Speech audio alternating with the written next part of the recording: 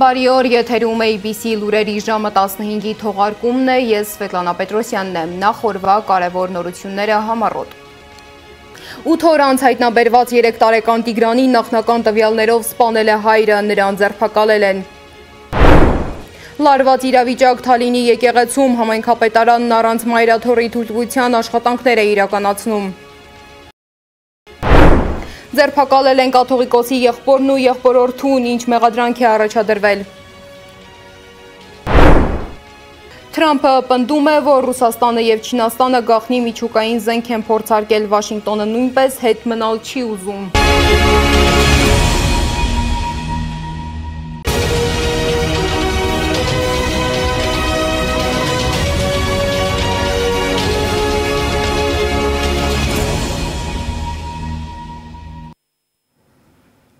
Ծափաթաղում օրեր շարունակ մարդիկ ապրում էին մեկ սպասումով, որ կգտնվի արդեն 8 օր կորած Տիգրանը, սակայն 3 որոնողական աշխատանքները ունեցան ամենածանր ավարտը։ 3-ամյա Տիգրանին գտան մահացած։ Ներքին գործերի նախարար Արփինե Սարգսյանը լրագրողների հետ ճեպազրույցում հայտնել է, որ նախնական տվյալներով երեխայի սպանության համար կասկածվում է հայրը։ Պարզվում է, որ 2 եղբայրները դուրս են եկել տնից, հանդիպել են հորը և վերջինս խեղդելու միջոցով սպանել է երեխային։ Երեխայի հայրը նշել է, որ դեպքը տեղի է ունեցել ներընտանեկան որոշակի խնդիրների շրջանակում։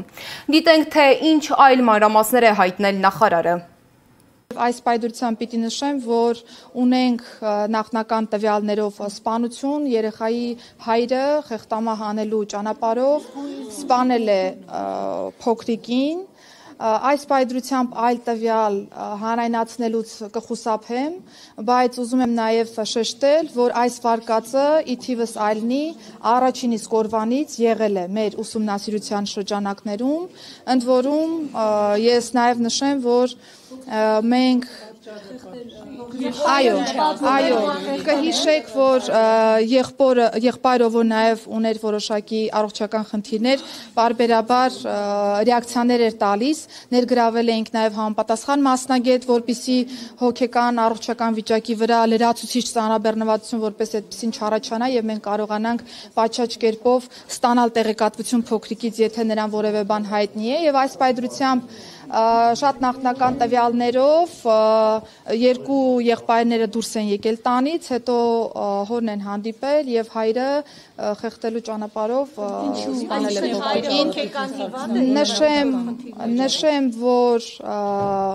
երեխայի հայրը նշել է, որ ներընտանեկան որոշակի հարցադրման շրջանակներում է վրա հասել դեպքը։ Ես խնդրում եմ, որ մենք պատշաճ կերպով գնահատենք իրավիճակը, այս պայդրությամբ ես այլ տվյալ հանրայնացնել չեմ կարող։ Ասել հայրը հոգեկան հիվանդ է եղել։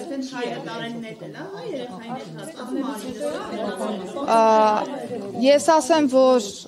երբ որ դեպքը տեղի է ունեցել եւ մենք սկսել ենք որոնողափրկարարական աշխատանքները ամբողջ հարակից հատվածով, իրականացվել է տարածքի ճակերտավոր ասած սանրում եւ յուրաքանչյուր հաջորդ տարածքի անցնելու պայմաններում ըստ նախնական ցուցմունքի երեխայի հոր նա երեխայի մարմնի տեղափոխություն է իրականացրել տարածքների։ Քննչական կոմիտեն հայտնել է, որ փոքրիկի դիակի արտաքին զննության ընթացքում գլխի եւ մարմնի հատվածներում հայտնաբերվել են վնասվածքներ։ Նշանակվել է դատաբժշկական փորձաքննություն, պարզելու վնասվածքների բնույթը եւ դեպքի հանգամանքները։ Քրգործը հարուցվել է սպանության հոդվածով եւ արդեն 1 անձի նկատմամբ իրականացվում է հանրային քրեական հետապնդում։ Երեխայի հորը ձերբակալել են։ Արփինե Սարգսյանը այլ թեմաներից էլ է խոսել։ Պարզվում է, հանրապետությունում թմրամիջոցի ապօրինի շրջանառության դեպքերն աճել են 391-ով, զենգզինամթերքինը 249-ով։ Ուժային կառույցի ղեկավարը անդրադարձել է նաև վերջին շրջանում սպանությունների եւ ճանապարհատրանսպորտային պատահարների աճին։ Ըստ նախարարի, հանրապետության մակարդակով գերակշիռ է կենցաղային բնույթի սպանությունները։ 2025 թվականի 9 ամիսների հաշվարկով մենք գրանցված հանցավորության ընդհանուր պատկերում ունենք լատենտային համարվող հանցագործությունների բացահայտման էական աճ, այսինքն այն հանցագործությունները, որոնք 2024-ին, 23-ին հիմնականում եւ նաեւ նախորդ տարիներին եղել են լատենտային հանցագործություններ, 25 թվականի 9 ամիսների կտրվածքով մենք ունեցել ենք բացահայտումներ եւ ըստ այդմ հանցավորության ընդհանուր գրաֆիկում այս խումբ հանցագործությունները նկատվում են աճի տեսքով։ Այս համատեքստում Dolce Welle պարբերականը ուսումնասիրել է Հայաստանում բռնության աճի պատճառները։ 2024 թվականին Հայաստանում գրանցվել է ընտանեկան բռնության դեպքերի կտրուկ աճ։ Այս միտումը շարունակվում է նաև այս տարի։ Մարդու իրավունքների պաշտպանները սա ամենից հաճախ կապում են 2020 թվականի 44-օրյա պատերազմի հետ։ Բռնության աճը, որը դրսևորվում է 3-ից 5 տարի անց, կապված է ինչպես հետտրավմատիկ սթրեսային խանգարման, այնպես էլ պատերազմի սոցիալ-տնտեսական հետևանքների, հետևողական եւ զարգացած աջակցության համակարգի բացակայության հետ։ Շատ տղամարդիկ ծառայել են բանակում, ականատես են եղել զինված հակամարտության, բայց երբեք որևէ աջակցություն չեն ստացել։ Կանայք միշտ հաշտվել են գոյատևման անհրաժեշտության եւ վախի հետ, տարիներ շարունակ լռելով եւ այժմ կորցնելով ամեն ինչ, բախվում են նյութական ու տնտեսական դժվարությունների։ Այս բոլորը գործոններ են, որոնք ազդում են դեպքերի ծանրության վրա։ Զուգահեռ Հայաստանում աճում է կալանավորվածների թիվը։ Քննչական մարմինը ձերբակալել է կաթողիկոսի եղբորը 68-ամյա Գևորգ Ներսիսյանին եւ որդուն Համբարձում Ներսիսյանին։ Փաստաբան Արա Զոհրաբյանը գրել է, որ ցուցմունքներ են տվել, ներկայացրել է տեսագրությունը քննիչներին, սպասում են, թե ինչ որոշում կընդունեն։ 12 ժամվա ընթացքում պետք է դատարան դիմեն կալանքի համար կամ ազատ արձակեն։ Իսկ թե ինչ մեղադրանքով են ձերբակալել նրանց, դիտենք ռեպորտաժը եւ շարունակենք։ Կաթողիկոսի եղբորը Գևորգ Ներսիսյանին եւ որդուն ձերբակալելու որոշում է կայացրել քննչական կոմիտեն։ Ներսիսյաններին մեղադրում են խուլիգանության եւ քարոզչությանը խոչընդոտելու արարքներ կատարելու համար, բայց ըստ փաստաբան Արա Զոհրաբյանի չկա հանցագործությանը նմանվող դեպք անգամ։ Համբարձումը նոյեմբերի 1-ին ժամը 14:40-ի սահմաններում իր տան դարպասի դիմաց կանգնած է եղել, իրեն մոտեցել է մի մարդ եւ առաջարկել է մասնակցել Հանրապետություն կուսակցության ժամը 16:00-ի հանդիպմանը։ Համբարձումը հրաժարվել է, նշված մարդը փորձել է համոզել, խոսել են, այնուհետև մոտեցել է Համբարձումի հայրը, Գևորգ Ներսիսյանը, երեքով խոսել են եւ խաղաղ բաժանվել։ Հաղորդումը ներկայացրել է Վաղարշապատի ավականու թեկնածուներից Հարություն Մկրտչյանը։ Նրա խոսքով կաթողիկոսի եղբորորդին սեռական բնույթի հայհոյանքներով է խոսել տեսանյութում երևացող տղամարդու հետ, որն ավականու 5-րդ համարն է։ Տեսանյութը, որքան հասկացա, վերցված է Ներսիսյանների տան դիմաց տեղադրված տեսանկարահանող սարքից։ Բանալի բառը երևում է։ Բաձայինը ինչու եք խլացրել, որ սեռական բնույթի հայհոյանքները, անվանարկումները, վիրավորանքները, սադրանքի իսկությունը չլսվի։ Քննչական կոմիտեից էլ հայտնում են, որ քարոզչություն կատարելուն կամ քարոզչություն կատարելուց հրաժարվելուն հարկադրելու եւ քարոզչություն կատարելուն այլ կերպ խոչընդոտելու հոդվածով ձերբակալել են կաթողիկոսի եղբորն ու նրա որդուն։ Ամենայն հայոց կաթողիկոսի եղբայրը Գևորգ Ներսիսյանը 68 տարեկան է։ 2002 թվականից մինչև 2021 թվականը Ներսիսյանը ոսկեհատի վարչական ղեկավարն է եղել։ Ամուսնացած է, ունի 3 երեխա, 1 աղջիկ, 2 տղա։ Ներսիսյանն անկուսակցական է։ Անիա Բաղյան, Անդրանիկ Մանսուրյան, ABC Media։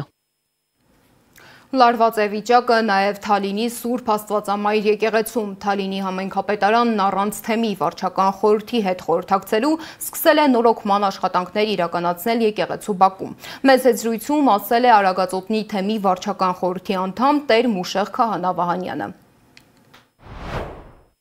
Թալինի Սուրբ Աստվածածնի եկեղեցու մասին է խոսքը, որի տարածքը ցանկապատ ուներ, որոշակի վնասվածք ուներ եւ քանի որ կիրակի օրը այնտեղ պիտի պատարակ լինի, այդ առիթով համայնքապետարանը որոշել է վերակառուցել ցանկապատը։ Եվ առանց տեղակ պահելու թեմի վարչական խորհրդին, առանց օրհնություն վերցնելու իրենք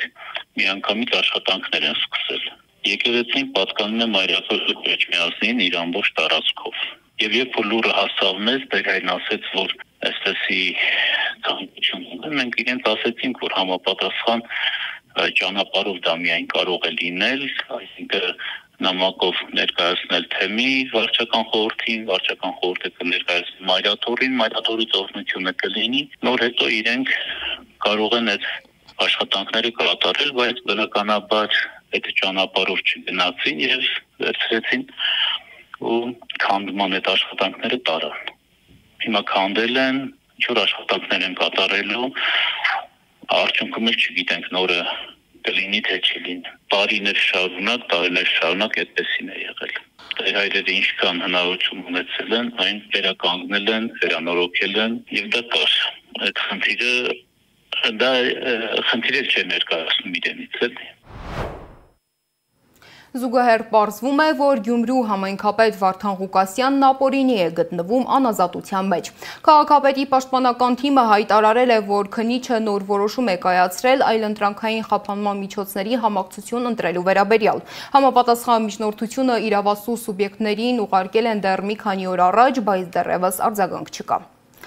Իզդոկ կուսակցության ղեկավար Վարդան Ղուկասյանը որոշել է իր լիազորությունները փոխանցել փաստաբան Լևոն Բաղդասարյանին, տալով նրան բացառիկ իրավունքներ ներկայացնելու իր եւ կուսակցության շահերը բոլոր հարթակներում։ Բաղդասարյանը այսուհետև նաև զբաղեցնելու է նախընտրական շտաբի պետի պաշտոնը։ Օրեր առաջ ես հանդես եկա կոչով բոլոր քաղաքական առողջ ուժերին միավորելու հանուն պետության եւ ժողովրդի։ Մինչեւ 2025 թվականի դեկտեմբերի 1-ը այդ ուժերին տալիս եմ դիվանագիտական անձնագիր կողմնորոշվելու եւ միանալու մեր համահայկական շարժմանը։ Դեկտեմբերի 1-ից հետո հանրության դատին կներկայացնեմ ԴՕԿ կուսակցության ընտրությանը մասնակցող 131 պատգամավորական միասնական տեխնատուների անվանացանկը, կառավարության կազմը, Հայաստանի Հանրապետության նախագահի տեխնատուին։ Որոշված է դեմոկրատիա, օրենք, կարգապահություն կուսակցությունը ընտրություններին մասնակցելու է դաշինքով։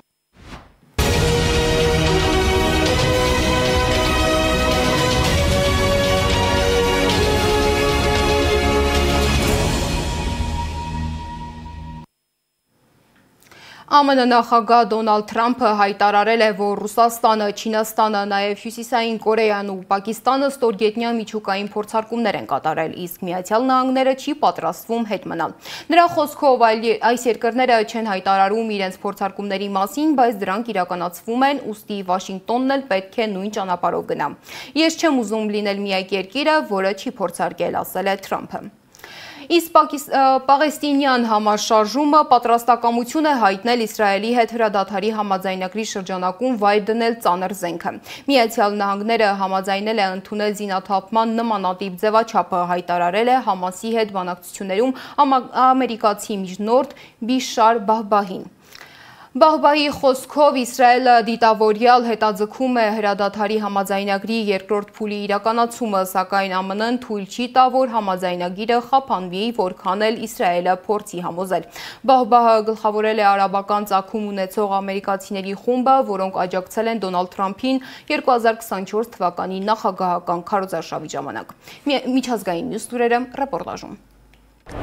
Միացյալ Նահանգներն իր հզոր նավերն ուղարկել է Վենեսուելայի ափերի մոտ Կարիբյան ծովում զորավարժություններ անցկացնելու։ Նրանց է միացել նաև USS Gettysburg հածանավը ուժեղացնելու Կարիբյան ծովում գտնվող ամերիկյան մեծ զորակազմը։ Կարիբյան ծովում արդեն գործում է 1 հածանավից, 3 ականակրից, Առափնյա պահպանության մարտական նավից եւ միջուկային հարձակողական սուզանավից բաղկացած զորակազմ։ Նավերից յուրաքանչյուրը եւ սուզանավը կրում են Տոմահավք թևավոր հրթիռներ։ Բացի այդ, շրջանում է գտնվում նաև 3000 ծովային հետևակ տեղափոխող 3 խոշոր դեսանտային նավերից բաղկացած խումբ։ Միացյալ Նահանգների սպառնալիքների ֆոնին Վենեսուելայի նախագահ Նիկոլաս Մադուրոն Ռուսաստանից, Չինաստանից եւ Իրանից օգնություն է խնդրել, գրում է The Washington Post-ը հղումանելով գաղտնի փաստաթղթերի։ Փաստաթղթերի համաձայն Մադուրոն Ռուսաստանից խնդրել է հրթիռներ, ռադարներ եւ արդիականացված ինքնաթիռներ։ Ռուսաստանի առաջնորդին ուղված նամակն ուղարկվել է Կարիբյան շրջանում ամերիկյան ուժերի կուտակման կապակցությամբ։ Փաստաթղթերի համաձայն Վենեսուելայի իշխանությունները նաև ռազմական օգնություն եւ սարքավորումներ են խնդրել Չինաստանից եւ Իրանից։ Չինաստանի ղեկավար Սի Ցզինփինին ուղված նամակում Մադուրոն խնդրել է ռազմական համագործակցության ընդլայնում Միացյալ Նահանգների եւ Վենեսուելայի հարաբերությունների սրմանը հակազդելու համար։ Դոնալդ Թրամփը խոսել է իր ռուս եւ չինացի գործընկերների մասին։ Երկուսն էլ կոշտ, խելացի եւ շատ ուժեղ առաջնորդներ են։ Նրանց հետ չի կարելի խաղալ։ Նրանց պետք է լուրջ վերաբերվել, ասել է Թրամփը Պուտինի ու Սի Ցզինփինի մասին։ Թեհրանը կվերականգնի իր միջուկային օբյեկտները, հայտարարել է Իրանի նախագահ Մասուդ Փեզեշքյանը։ Շենքերի եւ գործարանների ոչնչացումը մեզ համար խնդիր չի ստեղծի։ Մենք կվերականգնենք դրանք եւ ավելի լավը կդարձնենք, Այդ ամենի նպատակը ժողովրդի խնդիրները լուծելն է, պետական լրատվամիջոցներին ասել է Իրանի նախագահը։ Նա հավելել է, որ երկիրը չի ձգտում միջուկային զենք ունենալ։ Հիշեցնենք, հունիսին Միացյալ Նահանգները հարվածներ էր հասցրել Իրանի միջուկային օբյեկտներին, որոնք ըստ Վաշինգտոնի միջուկային զենքի մշակման ուղղված ծրագրի մի մասն էին։ Վրաստանը չի մասնակցի Եվրանեստի խորհրդարանական վեհաժողովի նիստերին, այս մասին հայտարարել է Վրաստանի խորհրդարանի խոսնակ Շալվա Պապուաշվիլին։ Ակնհայտ է, որ Եվրախորհրդարանը Եվրանեստի հարթակը վերածել է շանտաժի գործիքի եւ իր նեղ քաղաքական օրակարգը հարևան երկրներին բռնի կերպով պարտադրելու միջոցի, գրել է Պապուաշվիլին։ Նա հավելել է, որ վեհաժողովն անտեսում է վրաց ժողովրդի կամքը, նպատակ ունենալով չեղյալ հայտարարել երկրի ընտրությունները եւ կասկածի տակ դնելով Վրաստանի ժողովրդավարական ինստիտուտները։ Լուվրի կողոպուտը կատարել են Փարիզի աղքատ թաղամասի մանր հանցագործները, այլ ոչ թե կազմակերպված հանցավոր խմբերի պրոֆեսիոնալներ, հայտարարել է Փարիզի դատախազ Լոր Բեկոն։ Նրա խոսքով ձերբակալվածները նախկինում դատապարտված են եղել մանր գողության համար, ներկայում կալանքի տակ է 4 մարդ, ավելի վաղ հաղորդվել էր 7 ձերբակալվածի մասին, սակայն 3-ն ազատ են արձակվել։ Հիշեցնենք, որ աշխարհի ամենաայցելվող թանգարանի կողոպուտն իրականացվել է հոկտեմբերի 19-ին։ 4 անձինք բոլորի աչքի առաջ թանգարանից գողացել էին 88 միլիոն եվրոյի զարդեր։ Հանցագործները թանգարան էին մտել պատուհանից սանդուղքով։ Պերուի հյուսիսում հայտնվել է Հռոմի պապ Լևոն 14-րդի 5 մետրանոց արձանը։ Հռոմի պապը երկար տարիներ ապրել է հարավամերիկյան այս երկրում։ Զարա Սարգսյան, Նոնա Գևորգյան, ABC Media։ Այսքանն էին այս ժամի գլխավոր լուրերը, ժամը 18-ին կարող եք դիտել ABC Newsroom հաղորդման հերթական թողարկումը։ Բաժանորդագրվեք YouTube-ի մեր ալիքին, հետևեք մեզ Facebook-ում, Telegram-ում, Instagram-ում, TikTok-ում, WhatsApp-ում կամ այցելեք մեր պաշտոնական կայք 3w.abcmedia.am։